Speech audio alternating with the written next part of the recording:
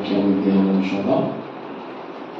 యోబు గ్రంథం, దేవుని వాక్యాన్ని శ్రద్ధగా ధ్యానించుదాం. యోబు గ్రంథం 6వ అధ్యాయం, ఓల్డ్ టెస్టమెంట్ పాత నిబంధన, పేజీ నెంబర్ 424.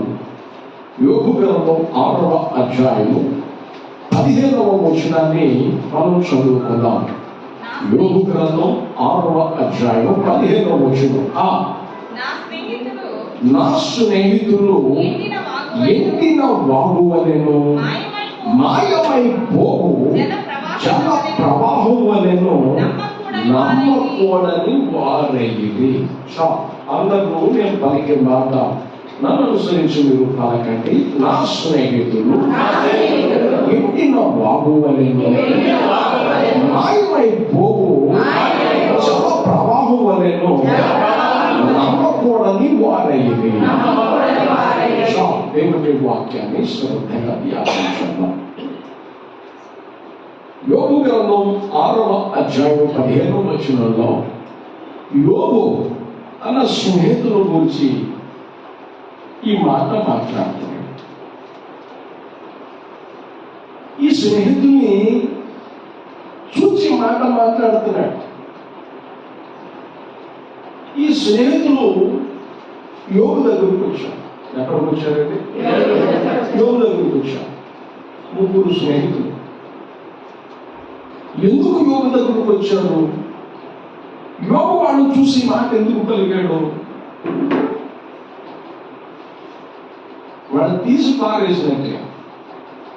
నా స్నేహితులు ఎండిన వాగు వలె, మాయమైపోవు జల ప్రవాహం వలె, నమ్మకూడదు వ్యక్తులు అని మాట్లాడి. అప్పటికి యోబు ఏ స్థితిలో ఉన్నాడు అని అంటే, యోబు బహుదుఃఖంలో ఉన్నాడు, బహుశ్రమకాలలో ఉన్నాడు, బహుశోధనలో ఉన్నాడు. ఒక రకంగా చెప్పాలంటే శరీరం నిండా రోగం, హృదయం నిండా శోకం యోబు జీవితంలో అట్లా ఉండిపోయింది. అతని బాధ అతని కంటే అత్యధికమైపోయిందని బైబిల్ సెలవిస్తుంది. ఆ బాధలో యోబు స్నేహితులు 3 ఆదరిద్దామని, వాదరిద్దామని, పరామర్శిద్దామని, పలకరిద్దామని వచ్చారు. వచ్చిన స్నేహితులు ఏం చేశారో దయచేసి లేఖనంలో మనం చదువుకున్నాం. ఈ స్నేహితులు పలికిన మాటలు ఏమిటో, ఈ స్నేహితులు చూసి యోబు పలికినటువంటి మాటలు ఏమిటో ఒక్కసారి మనం చదువుకున్నాం. యోబు గ్రంథం 2వ అధ్యాయం 11వ వచనం నుండి 13వ వచనం వరకు మనం చదువుకుందాం.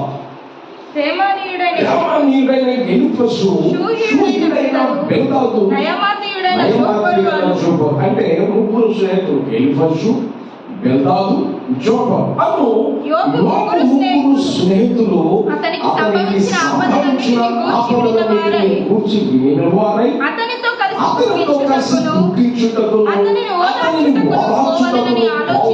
ఆలోచించుకొని తమ స్థలములను విడిచి వచ్చారు. వారు వచ్చి దూరముగా నిలువబడి కన్నులెత్తి చూచినప్పుడు అతని పోల్చలేక తమ వస్త్రములను చింపుకొని ఆకాశము తట్టు తలల మీద చల్లుకొని ఎలుగెత్తి ఏడ్చి అతని బాధ అత్యధికంగా నుండెనని గ్రహించి ఎవరునూ అతనితో ఒక్క మాట అయినను పలుకక రేయింబగళ్ళు 7 దినములు అతనితో కూడా నేలను కూర్చుండిరి.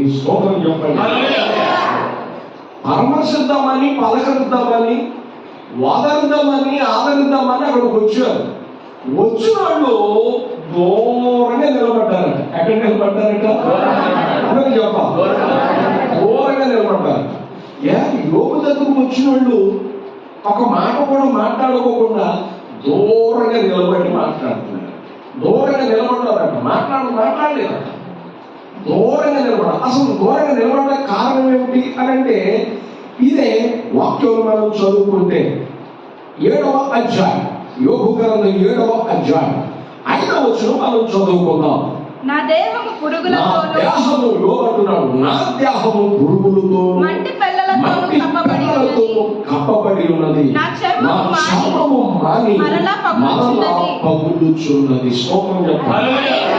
యోబుకు ఒంటి మీద ఉన్న పుండ్లు చాలా పెద్ద పుండ్లు, క్యాన్సర్ అన్నమాట. క్యాన్సర్ పుండ్లు మంచి క్యాన్సర్ అన్నాయి. ఉన్నంత క్యాన్సర్ పుండెలు ఎక్కడ చూసినా ఆ క్యాన్సర్ పురుగులు పెట్టేసి, అమ్మో ఈ రోగం నాకు ఎక్కడ తగ్గుతుంటుందో, మాకెక్కడ వస్తుందని ఆదరించడానికి వచ్చిన వాళ్ళు దూరంగా నిలబడ్డారట. ఒక్క మాట కూడా మాట్లాడలేకపోతున్నాడు, పోచలేకపోతున్నాడు. యోగేనా అని ఆశ్చర్యపోతున్నారట. ఒక్క మాట కూడా మాట్లాడలేదు. యోబు మౌనంగా ఉన్నాడు. అప్పుడు వాళ్ళలో మొదటి స్నేహితుడు లేచాడు.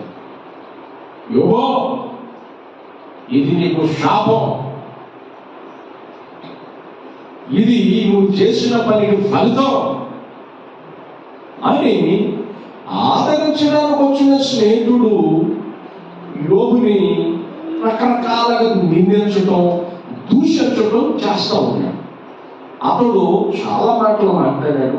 ఆ మాటల్లో ఒకటి అలా నేను మీకు పరిచయం చేయాలని ఆశిస్తున్నాను. అతను మాట్లాడిన మాట ఏమిటో ఒక్కసారి మనం చూద్దాం. ఇదే యోబు గ్రంథం 4వ అధ్యాయం.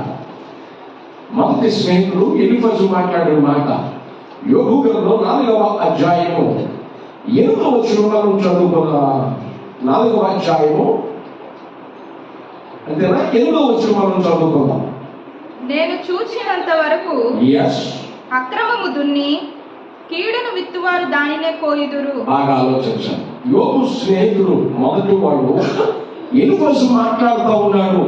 ఏమంటున్నాడంటే, యోబో నేను చూచినంత వరకు అక్రమము దున్ని కీడుని విత్తువారు దానినే కోయుడు. నువ్వు కీడుకరమైన వాడివి, నువ్వు అక్రమస్తుడివి, నువ్వు భక్తిపరుడు కాదు. దేవుడు నీ గురించి సాక్ష్యం ఇచ్చాడు, ఆయన సూచించాడో చూడకిచ్చాడో. అతని వంటి వాడు లేడని, అతడు యథార్థవంతుడని, నీతిపరుడని, చెడుతనము విసర్జించిన వాడని, భయభక్తులు కలిగిన వాడని దేవుడి గురించి సాక్ష్యం ఇచ్చాడు. నువ్వు దేవుడికి నచ్చాలి, ఎవరికి నచ్చలేదు. అందుకే ఇది శాపం. నీ హృదయం మంచిది కాదు, నీ మనసు మంచిది కాదు, నువ్వు అక్రమస్తుడివి. అక్రమములు దున్నావు కనుక ఇప్పుడు కోసుకుంటున్నావు కీడు. ఈ కీడంతా నీకు రావాల్సిందే. దేవుడిని ఊద నశించిపోతానంటే అక్రమం చూడాలంట. దేవుడిని ఏం చేశాడు? ఊదాడు. అందుకే నీకు నాశనం వచ్చేసాడు. దేవుడికి నచ్చలేదు అంటే దేవుడికి వ్యతిరేకంగా నడిచావు, సమాజంలో కూడా నీకు మంచి పేరు లేదు అని అతని సాక్ష్యాన్ని పాడు చేస్తూ అతని హృదయాన్ని గాయపరచడం ప్రారంభించడం మొదటి స్నేహితుడు. రెండో స్నేహితుడు ఈ స్నేహితుడిని ఆచరణ చేసుకుని రెండో స్నేహితుడు వెళ్దాం. ఈ రెండో స్నేహితుడు కూడా ఏమంటున్నాడు? 8వ అధ్యాయం, యోబు గ్రంథం 8వ అధ్యాయము 20వ వచనం మనం చదువుకున్నాం. 8వ అధ్యాయం 20వ వచనం. ఆలోచించుము. అతను అంటున్నాడు, పిల్లలు ఆలోచించు. దేవుడు యథార్థవంతుని త్రోసివేయుడు, ఆయన దుష్కార్యములు చేయువారిని నిలువబెట్టడు. అంటే నీవు దుష్కార్యాలు చేస్తున్నోడివి, నువ్వు యథార్థవంతుడు కాదు. మరి దేవుడు సాక్ష్యం ఇచ్చింది నాకు అన్నమాట. అట్లా అదే నీలో కనబడతలా. యథార్థవంతుడు త్రోసివేయుడు. అయినా నీకెందుకు కష్టం వచ్చింది, నీకెందుకు శ్రమ వచ్చింది, నీకెందుకు వ్యాధి వచ్చింది, నీకెందుకు రోగం వచ్చింది? నీవు దుష్కార్యములు చేయకూడదు. అందుకే దేవుడు నిలబెట్టాల. బాధపడుతున్నాడు. పిల్లలు పోయారు, ఇల్లు పోయింది, ఆస్తి పోయింది, ఆరోగ్యం పోయింది. ఇక చాలా చాలా చాలా రకాలుగా అతను నిందించడం ప్రారంభించాడు. ఇట్లా అదే యోబు గ్రంథం 8వ అధ్యాయం 11 నుండి 15 వచ్చిన వరకు కూడా మనం చదువుకుంటే అతను మాట్లాడతాడు. దేవుడు మరచువారందరి గతి అట్లా. దేవుడిని మర్చిపోయాడు, అందుకే నీ గతి ఎట్లా అయిపోయింది. దేవుడు మంచువారి గతి అట్లే అట్లే ఉండునని, భక్తిహీనుని ఆశ నిరర్థకమగునని, అతని ఆశ అతని ఆశ భంగమగును, అతడు ఆశ్రయించినది సాలెపురుగే పట్టే. అతడు తన ఇంటి మీద ఆనుకొనగా అది నిలువదు. ఏమిటట? అది నిలువదు. అతడు గట్టిగా దాన్ని పట్టుకొనగా. చెప్పండి గట్టిగా. చూసారా, నీళ్ళు అందుకే నిలవాల.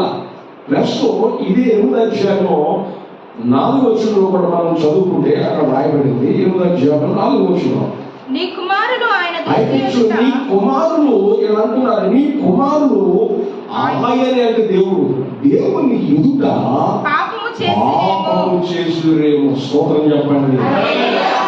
మొదటి ఆచరణ చేసుకుని రెండోడు కాస్త ఇంకా ప్రచురిపోయాడు. దేనికి వచ్చారు? ఆదరించడానికి, వాదార్చడానికి వచ్చారు. కానీ మొదటోడు దారి వేయటం ద్వారా రెండోవాడు కూడా కాస్త కచ్చరి మాట్లాడాడు.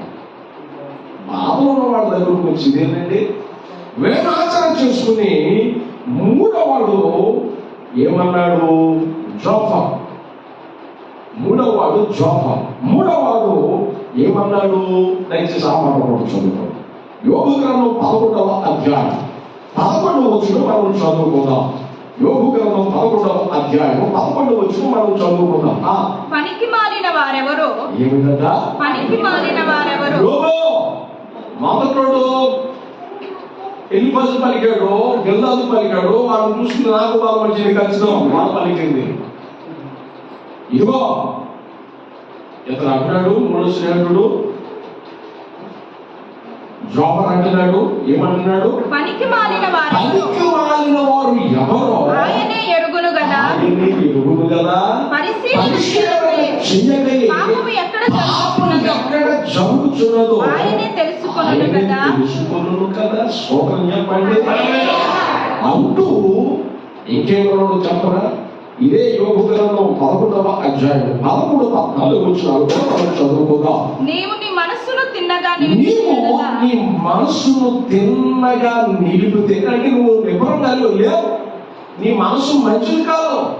నీ మనసు నిబ్బరంగా నిలిపిన ఎడల నీ చేతులు ఆయన వైపు చాచాలి. కానీ నువ్వు చాచిన వాడు కాదు. నీ చేతులు ఆయన వైపు చాచిన ఎడల పాపము నీ చేతిలో నుండుట చూచి. నీ చేతులు ఎందుకు ఆయన వైపు చాచలేదంటే నీ చేతిలో పాపము ఉంది. నీ చేతిలో పాపము నీ చేతిలో నుండుట చూచి నీవు దాన్ని విడిచిన ఎడల అది విడిచిన ఎడల నీ గుడారములలో నుండి దుర్మార్గతను నీవు కొట్టివేసిన ఎడల స్తోత్రం చెప్పండి. ఆదరించడానికి వచ్చిన స్నేహితులు ఒకరిని ఆచరణ చేసుకుని ఎట్లా కచ్చరీలు మాట్లాడుతున్నారు. బాధలు అదేనండి. మా కుటుంబాలు ఎవరైనా బాధలు ఉంటే వచ్చిన వాళ్ళు ఏం చేయాలి? అందరు చెప్పాలి. వాదార్చాలి, ఆదరించాలి. అందులో వచ్చిన తర్వాత ఏమిటే పీనే, అవునే మీ పిల్లలు ఇట్టాగే, మీ కొడుకు ఇట్టాగే అని అంటే మంచి నుంచి మంచిని కూడా ఏం చేస్తారు? చెప్పాలి గట్టిగా. లాక్కుంటారు. యేసు కుర్చీ కూడా ఏం చేస్తారు? ఆ పాపం మీద అంటారు. ఏం చేస్తారు మనకి తెలియదు. స్తోత్రం చెప్పండి. యోగ స్నేహితులు అసలే ఆయన అంత బాధలు ఉంటే ఆదరించవలసింది పోయి మనోళ్ళు సెటైర్లు ఇస్తూ మేము భక్తి పరులు, నువ్వు భక్తిహీనుడివి, అందుకే నీకు ఎట్లా చుట్టుకోదని మాట్లాడుతున్నాను. అసలు యోగు స్నేహితులు ముగ్గురికి యోగు చాలా సహాయం చేశాడు. ఇల్లు కట్టించుంటాడు, పిల్లలు వివాహం చేస్తుంటాడు. ఎందుకంటే ఊజు తెచ్చుకొని యోగు పాప ఆస్తికుడు ఎంతో సహాయం చేశాడు. ఇప్పుడు ఉపకారం చేసిన ఆయన్ని వీళ్ళు ఏం చేస్తున్నారు? అపకారాన్ని తలపెడతారు. ఆయన వాళ్ళు లబ్ధి పొందిన వాళ్ళు, మేలు పొందిన వాళ్ళు ఆయన్ని రకరకాలుగా ఆడిపోసుకుంటారు. ఎంత బాధకరం అండి, ఎంత దుఃఖకరం అండి. ఈ పరిస్థితుల్లో వీళ్ళు రకరకాలుగా అంటుంటే, రకరకాలుగా ఎగతాళి చేస్తుంటే యోగు ఏమన్నాడు చెప్పన? యోగు నిజమైన స్నేహితుడు. యోబు ఏమన్నాడు చెప్పనా? దయచేసి ఆ మాట కూడా మనం చదువుకుందాం. యోబు గ్రంథం యోబు ఈ టైంలో ఒక మాట నా వైపు చూడండి. ఈ స్నేహితులు ఈ రకంగా మాట్లాడుతూ గాయపరుస్తున్న సందర్భంలో ముందు ఏమన్నాడు తెలుసు? యోబు 16వ అధ్యాయం, యోబు గ్రంథం 16వ అధ్యాయము 2వ వచనం ఒకసారి మనం చదువుకుని కాస్త వాక్య భాగంలో మనం ముందుకు వెళ్దాం. ఇట్టి మాటలు అనేకములు నేను విని ముగ్గురు మాట్లాడుతున్న మాట నాకు తెలుసు. ఇట్టి మాటలు అనేకములు నేను విని ఉన్నాను. నీకు ముందు చాలా నేను విన్నాను, అనేకములు నేను విన్నాను. మీరందరూ బాధకి ఆదర్శనానికి వచ్చినోడు, పరామర్శించడానికి వచ్చినోడు, పలకరించడానికి వచ్చినోడు నా పరిస్థితి చూసి మీరేం చేస్తున్నారు? అయితే అక్కడ కోరుకున్నా పైపెచ్చు మీరు ఒకడు ఆచారం చేసుకుని ఒకడు నా మీద కచ్చరికి మాట్లాడుతున్నారు. మీరందరూ బాధకు కథలే కానీ ఆదరణకు కథలు కాదు మీరు అని అన్నాడు. అయినా నా ద్వారా లబ్ధి పొందారు, మేలు పొందారు. నేను మిమ్మల్ని అండేరా నేనేం చేస్తాను తెలుసా? ఇదిగో ఏం చేస్తాను తెలుసా? అదే 16వ అధ్యాయం యోబు మాట్లాడుతున్నాను. యోబు 16వ అధ్యాయం 5వ వచనం చదువుకున్నాం. అయినను నేను నా నోటి మాటల చేత మిమ్మును బలపరచుదును. స్తోత్రం. నా నోటి మాటల చేత నేను ఏం చేస్తాను? బలపరుచుదును.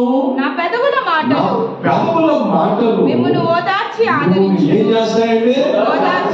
చెప్పాలి గట్టిగా. ఓదార్చి ఎవరెవరిని ఓదార్చున్నా నాకు అర్థం కాదు. స్తోత్రం. ఆదరిద్దామని ఆలోచిస్తే ఏం ఆదరిస్తున్నాడు ఈయన?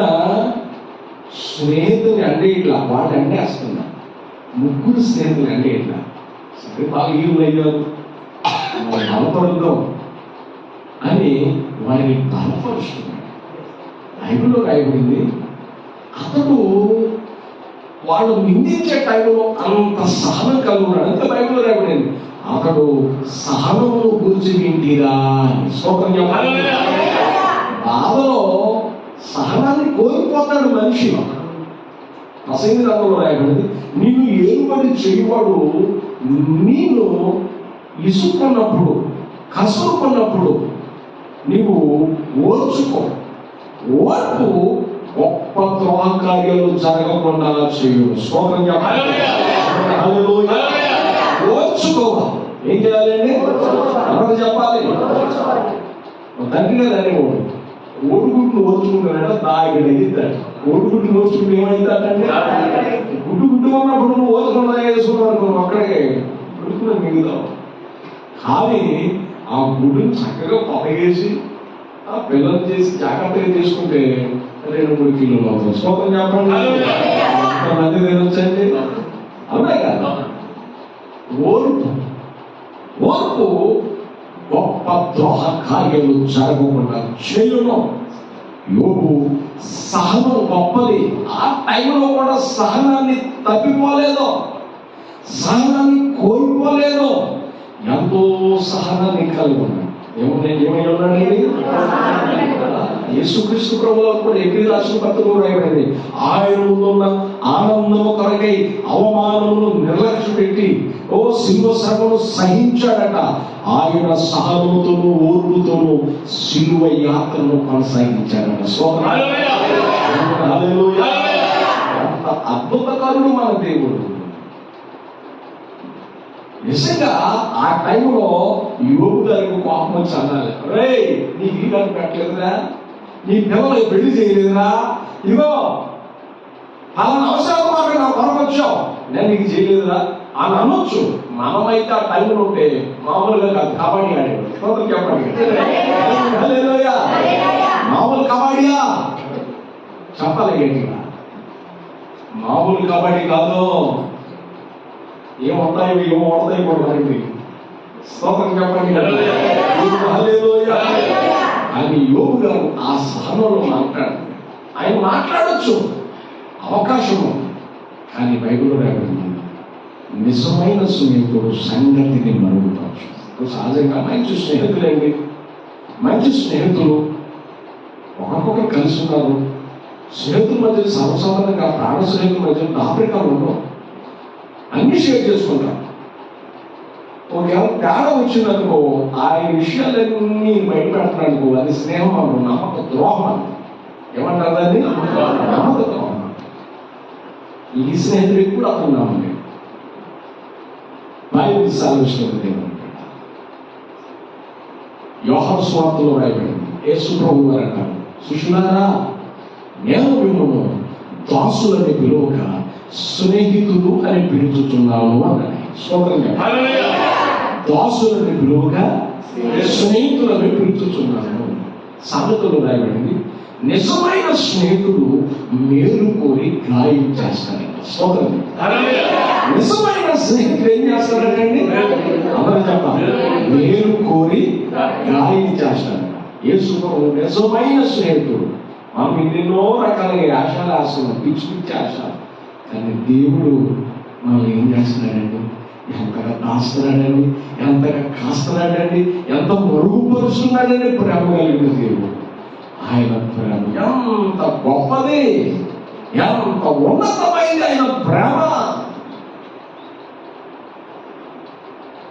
మేలు కోరి నువ్వు దారి తప్పుతున్నావు అనుకో, నిజమైన స్నేహితుడు చేసే ఏం చేస్తాడు తెలుసా? ఏయ్ అబ్బాయి దారి తప్పుతున్నావు, అబ్బాయి దారి తప్పుతున్నావు, గద్దిస్తాడు. అదే మన సంఘంలో గద్దింపుని హెచ్చరికలు కూడా ఉంటాయి. ఏముంటాయండి? గద్దింపుని హెచ్చరికలు అనేవి టానిక్ లాంటి. శ్లోకం చెప్పండి. గద్దింపుని హెచ్చరికలు అనేవి ఎటువంటివి అండి? చెప్పాలి గట్టిగా. హెచ్చరికలు గద్దింపులు టానిక్ లాంటి.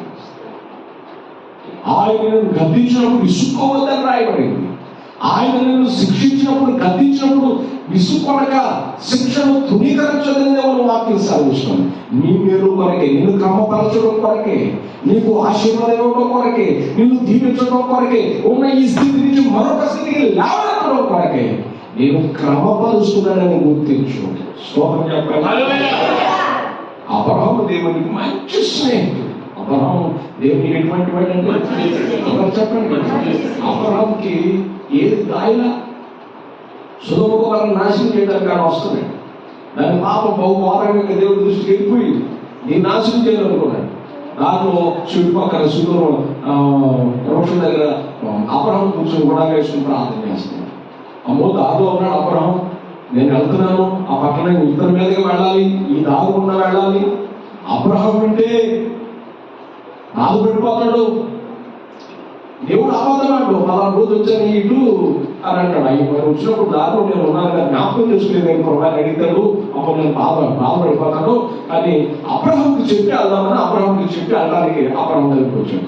అబ్రహాం దగ్గర రాగానే, ప్రభా నువ్వు లేట్కి వచ్చావు, నీకు లేటెస్ట్గా చేసి పెడతానన్నా. నువ్వు వచ్చావు కానీ లేటెస్ట్గా నీకు చేసి పెడతానని మామూలు విధి చేయలేదు. శారమగా దగ్గరికి వెళ్ళాడు. అమ్మా నువ్వు త్వరగా మోసం పిండి సిద్ధపరచు చేసేయి, వేడి కొట్టాలా అని చెప్పాడు. నువ్వు చేసే పిండి కూడా రొట్టి కూడా ప్యూర్ పౌడర్ మెత్తకుండా ఎక్కడ గరులు తగ్గకుండా కదా. వీళ్ళు మనలోకి వెళ్ళాడు. అక్కడి మాంచి దాన్ని తీసుకొచ్చి చక్కగా పోసి మాంసం పూజి తీసుకొచ్చి ప్రభు ముందు పెట్టాడు. స్తోత్రం చెప్పాలి. వెన్న అన్ని పెట్టారు.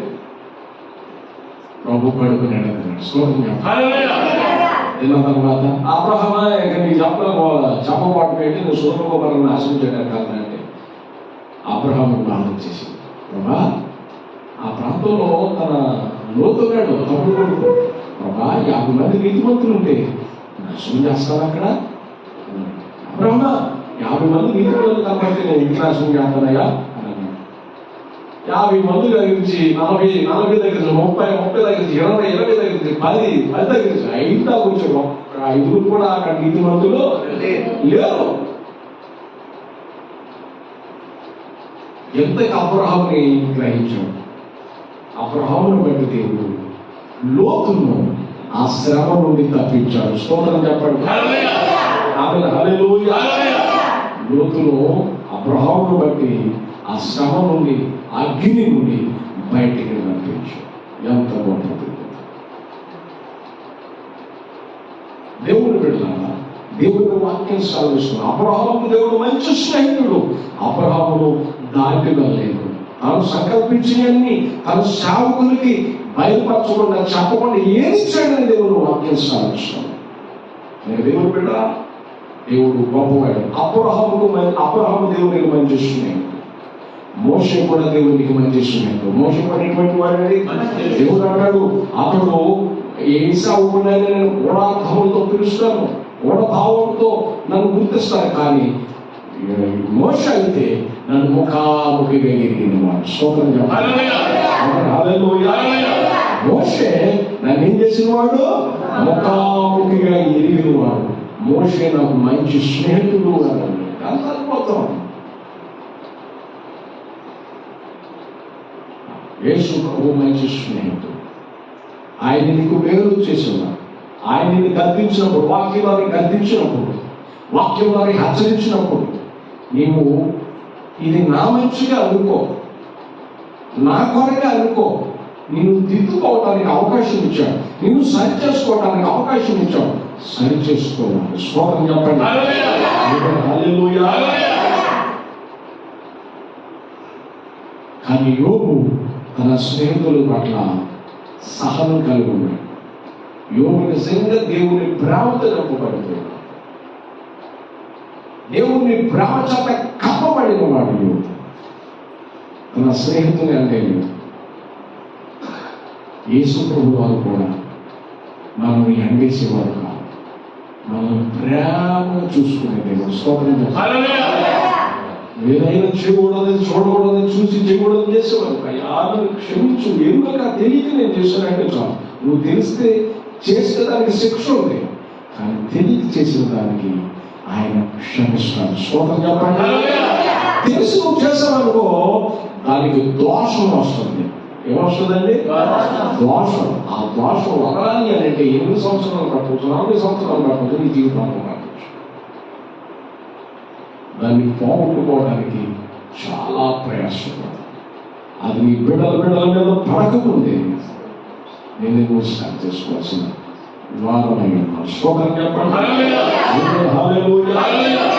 దేవుని బిడ్డ యోబు ఆ పరిస్థితిలో మంచిగా మాట్లాడు, సహనం కలిగి మాట్లాడు. యోబుని గురించి దేవుడు ఏమంటాడో చెప్పడం మళ్ళీ అద్భుతమైన మాట.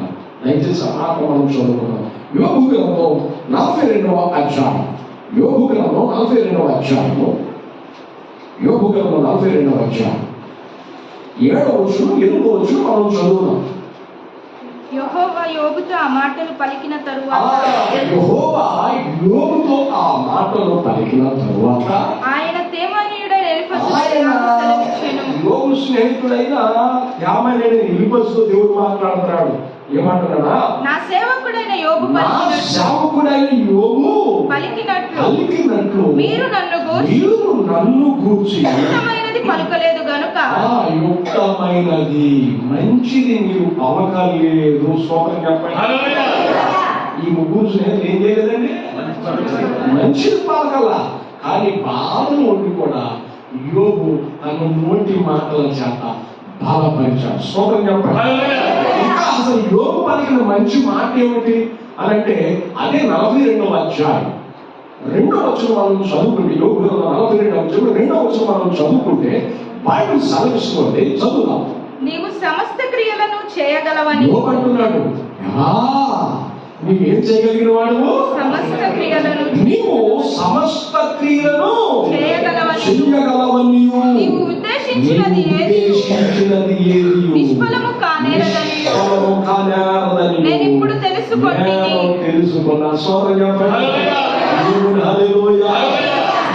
ఎంత అద్భుతం. ఆ బాధలను కూడా ప్రభా క్షణం చాలయ్యా, నీకు సమస్తం చేయగలవు.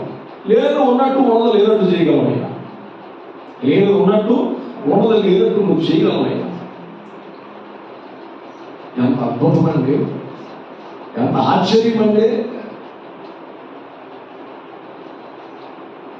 నువ్వు సమస్తం చేయగలవు.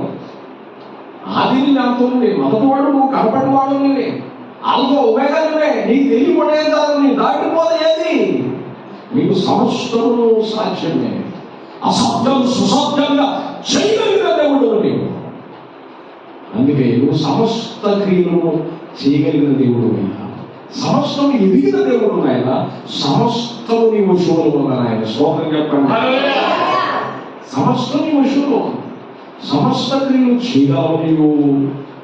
నీవు ఉద్దేశించినది ఏది నిష్ఫలం కాదు. ఎవరి పట్ల ఉద్దేశం కలిగి ఉన్నావో వాళ్ళ పట్ల నీ ఉద్దేశం ఎన్నడూ నిష్ఫలం కాదు. అది సక్సెస్ అవుతుంది. అద్భుతం, అది సక్సెస్ అవుతుందయ్యా. నువ్వు ఉద్దేశించింది ఎన్నడూ నిష్ఫలము కాదు. ఎంత చక్కటి మాట అండి. అందుకే పిల్లలు పోయినా, ఆస్తి పోయినా, ఆరోగ్యం పోయినా యెహోవా ఇచ్చెను, యెహోవా తీసుకొనెను. ఎంత అద్భుతమైన మాట, ఎంత ఉత్తమమైన మాట. ఎంత అద్భుతంగా అతడు తన ఆత్మీయతను కనుపరుస్తున్నాడు. ఆలోచించండి. యోగు పలుకుతున్న మాటను బట్టి దేవుడు ఆలోచించుకోయాడు, సంతోషించాడు. ఆయన సమస్త క్రియలను చేయగలిగేవాడు. ఎక్కడ మాట్లాడితారు మరి యోగు గారు సమస్త క్రియలను చేయగలిగిన వాళ్ళను ఉద్దేశించేది నిష్ఫలం కాదని గుర్తించాడు. ఇప్పుడు అమరో మాట చదువుకుని కాస్త వాక్య భాగంలో మనం ముందుకు వెళదాం. దయచేసి చదువు సార్ 42వ అధ్యాయము 7-8 వచ్చిన మరొకసారి చదవండి. యెహోవా యోబుతో ఆ మాటలు పలికిన తరువాత ఆయన తేమానీయుడైన ఎలీఫజుతో ఇలాగూ సెలవిచ్చెను, నా సేవకుడైన యోబు పలికినట్లు మీరు నన్ను గూర్చి యుక్తమైనది పలుకలేదు గనుక నా కోపము నీ మీదను నీ ఇద్దరు స్నేహితుల మీదను అయితే నీ ముగ్గురు స్నేహితుల మీద నాకు ఏమవుతుంది? కోపము మండుతున్నది. వాళ్ళు భక్తి కలిగిన వాళ్ళగా పిలిపించారు. ఏం చేశారంటే చూడండి, అన్ని కలిగిన అడిగిమని ఉంటుందండి. ఏం చేస్తుందండి? చెప్పాలి గట్టిగా. అన్ని కలిగింది ఏమవుతుంది? అడిగిమని ఉంటుంది. ఏమి లేదు ఏమవుతుంది? నీకు శ్రమ ఎందుకు వచ్చింది, కష్టం ఎందుకు వచ్చింది, నష్టం వచ్చింది, ఈ షాప్లో ఎందుకు వచ్చింది? నువ్వు క్యూట్ కరపడివి, నువ్వు పనికి మారినవి, ఇదిగో నువ్వు దుష్కార్యం చేసి అని అందరూ మాట్లాడుతున్నావు. నువ్వు అక్కడ స్థానాల్లో అగ్రపేటము స్వతంత్రించుకోవాలన్న భావం కలిగిన వాడే. ఒక రకంగా చెప్పాలంటే వేషధారణ భక్తి ముగ్గురు స్నేహితులు. ఎటువంటిదండి? అలా చెప్పాలి. దేవునికి నచ్చిన భక్తి లేదు, వాళ్ళకు నచ్చే భక్తి ఉంది. నేను చెప్పనా, నీకు దీనికి రావాలంటే నీకు నచ్చిన భక్తి నువ్వు చేయటం కాదు, నీవు మెచ్చుకోవటం కాదు, నీవు నచ్చటం కాదు, నువ్వు దేవునికి నచ్చాలి. స్తోత్రం చెప్పండి. దేవునికి నచ్చాలి. నువ్వు దేవునికి నచ్చితేనే నీ తలరాత చేతులు కింద గర్భకి మారిపోతుంది. ఒక క్షణంలో మార్చేస్తాను. అందుకే బైబిల్ నీ ముగ్గురు స్నేహితుల మీద నాకు పాపం వస్తుంది. ఎందుకు వచ్చిన మనం చదువుకుంటే కాబట్టి 7 ఎడ్లను మీ ముగ్గురు స్నేహితులకు చెప్తున్నా, 7 ఎడ్లు 7 పొట్టేళ్లను మీరు తీసుకొని నా సేవకుడైన యోబు దగ్గరకు పోయి మీ నిమిత్తము దహన బలి అర్పింపవలెను. అప్పుడు నా సేవకుడైన యోబు మీ నిమిత్తము ప్రార్థన చేయును. ప్రార్థన చేస్తాడు. మీ అవివేకమును బట్టి మిమ్మును శిక్షింపకయుండునట్లు నేను అతనిని మాత్రం అంగీకరించెదను. అతని ప్రార్థన బట్టి మనం ఏం చేస్తాను? అంగీకరిస్తాను, క్షమిస్తాను. స్తోత్రం చెప్పండి. నా సేవకుడైన యోబు పలికినట్లు మీరు నన్ను గూర్చి యుక్తమైనది పలకలేదు. యుక్తమైనది ఏం చేయలేదు, పలకలేదు. 1-2 సార్లు అన్నాడంటే ఖచ్చితమన్నారు. టీచర్ గారు ఏమంటాడంటే లెసన్ చెప్పేటప్పుడు, ఇది ఎగ్జామ్స్ లో రావచ్చురా అని 1-2 సార్లు చెప్పాడు. అని పెట్టుకోమంటాడు. ఏమంటాడండి? ఇంపార్టెంట్. ఇంకా కొన్ని ప్రశ్నలు చూస్తే వెరీ ఇంపార్టెంట్ అని పెట్టుకోమండి. స్తోత్రం చెప్పండి. అట్లాగే 1-2 సార్లు చెప్పండి. ఖచ్చితం. యోగు భక్తి నీకే తెలుసు, నాకు తెలుసు, నాకు నచ్చిన స్తోత్రం చెప్పండి. హల్లెలూయా. అదో చక్కని మాట ఉంది. నీకు నచ్చేలాగా మీరు మెచ్చేలాగా నేను జీవిస్తాను యేసయ్యా, నాకు అది వేలయ్యా. స్తోత్రం చెప్పండి. హల్లెలూయా. ఒక అద్భుతం. ఆయనకు నచ్చినట్టు భక్తి చేయాలి. మీరు అర్థం కాదు, మనుషులు కూర్చునేమో సర్టిఫికెట్ ఇవ్వాలి, సాక్ష్యం ఇవ్వాలి అని యోబును గురించి దేవుడు మాట్లాడాడు. యోబు స్నేహితులు ముగ్గురికి దేవుడు వార్నింగ్ ఇచ్చాడు. ఇంకా వార్నింగ్ ఇవ్వడానికి దేవుడికి ఎట్లా తెలుసు? వీళ్ళ ముగ్గురు యోబు దగ్గరకు వచ్చారా, యోబు ఏమో ప్రార్థన చేసుకున్నాడు, ఏమో వాడు కూర్చున్నాడు, కానీ ఏం మాట్లాడుతున్నా. కానీ వాళ్ళు వేసే సెట్ అయింది. అలాగే గ్రంథంలో రాయబడి ఇద్దరు ముగ్గురు కూడుకొని యెహోవా యందు భయభక్తులు వారు మాట్లాడుకుంటుంటే ఆకాశం నుండి ఆయన చెవి ఒక వింటాడు. ఆయన ఏం చేస్తాడు? చెవి ఒక వింటాడు. ఆయన వాళ్ళ సంభాషణ విని, యోబు సంభాషణ అట్లా ఉంది, వీళ్ళ సంభాషణ అట్లా ఉంది విని ఆయనే బయటకు వచ్చి రంగంలోకి వచ్చి వాళ్ళని క్లాస్ తీసుకోవడం ప్రారంభించాడు. స్తోత్రం చెప్పండి.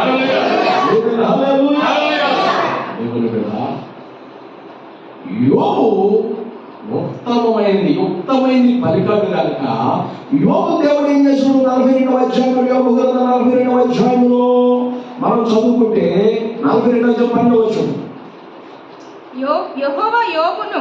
యెహోవా యోబును మొదట ఆశీర్వదించినంతకంటే మరి అధికముగా ఆశీర్వదించును. అతనికి 14,000 గొర్రెలు, 6,000 ఒంటెలు, 1,000 జతల ఎడ్లు, 1,000 ఆడుగాడిదలు కలిగెను. మరియు అతనికి 7 కుమారులను 3 కుమార్తెలను కలిగిరి. స్తోత్రం చెప్పండి. చూసారా? మరి అంతకుముందు పిల్లలు చచ్చిపోయారు. అంతకుముందు ఏమైపోయింది చెప్పండి గట్టిగా. మరి అక్కడి నుంచి వచ్చాడు, ఎక్కడ ఇచ్చాడు? పర్లోకం నుంచి తీసుకొచ్చాడా? అట్లా చేయడు. భార్య ఉందా? యోగుడా?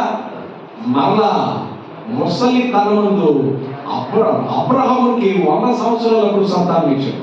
యోగుగా ఉండడానికి ఏమైపోయింది? స్తోత్రం చెప్పండి. యోగుకి అద్భుతమైన మరలా యోగు భాగ్యాన్ని జ్ఞాపకం చేసుకుని మరలా 7 కొడుకుని 3 కూతురు ఇచ్చాడు. స్తోత్రం చెప్పండి. మొత్తం 10 మందిని ఇచ్చాడు. 10 మందికి భూములు ఇచ్చాడు, శ్వాస ఇచ్చాడు. అంతేకాదు వృద్ధాప్యంలో పుట్టిన బిడ్డలకి సౌందర్యాన్ని ఇచ్చాడు. స్తోత్రం చెప్పండి. వాళ్ళు పుట్టగానే యోగు గారు చచ్చిపోతే పరిస్థితి ఏంటి? యోగు గారు భార్య చచ్చిపోతే పరిస్థితి ఏమిటి? కాబట్టి పిల్లలకి పెళ్లి చేసేదాకా పిల్లలు 4వ తరం చూసేదాకా దేవుడు ఇచ్చాడు. స్తోత్రం చెప్పండి. అద్భుతం అండి, ఎంత అద్భుతం అండి. పిల్లల తన ఒడిలో 4వ తరం ఉండేదాకా చూశాడట. ఏముందండి ఇక దిగులు? దేవుని బిడ్డ, దేవుని వాక్యం సెలవిస్తూ ఉంది, బైబిల్ సెలవిస్తూ ఉంది. బైబిల్లో మనం చదువుతూ ఎవరైనా బాధలు ఉంటే ఆ బాధలు మరీ అధికంగా చేయొద్దు, కానీ ఆ భారాన్ని తేలిక చేయ. ఆ బాధను పంచుకో, సాధ్యమైనంత ప్రార్థించు, సహకరించు. అంతేగాని గర్భం ఏదైతే చూపించడం చూడు, అది దేవుడు మనకి చెప్పాలి. యోబు అంత సహనం కలిగి ఉన్నాడు కనుకనే అతని సహనం నిజమైన స్నేహం. అతని సహనం ద్వారా దేవుడు రెండంతలుగా యోబును ఆశీర్వదించాడు. స్తోత్రం చెప్పాలి. దేవుడు విడదారా? నిజమైన స్నేహితుడు యేసు ప్రభు. ఆ నిజమైన మంచి స్నేహితుడు అనే యేసు ప్రభు బాటలో మనం నడిస్తే, ఆ యేసయ్య వాక్యానికి విలువిస్తే నీ జీవితమే మారిపోతుంది. స్తోత్రం చెప్పండి. నీ జీవితం ఏమైపోద్ది? నీ కుటుంబం ఏమైపోద్ది? మారింది కంపల్సరీగా. నా జీవితాన్ని మార్చాను, నీ జీవితాన్ని మార్చగలుగుతున్నాను. మన బిడ్డల భవిష్యత్తును బంగారం చేసే దేవుడు. ఆ మంచి స్నేహితుడైన యేసయ్యని ఆశ్రయిద్దాం. ఆ మంచి స్నేహితుడు చెప్పే ఆ మాటల్లో దైవికంగా మనం నడుచుకున్నాం. దేవుడి మాటలు దీవించును గాక.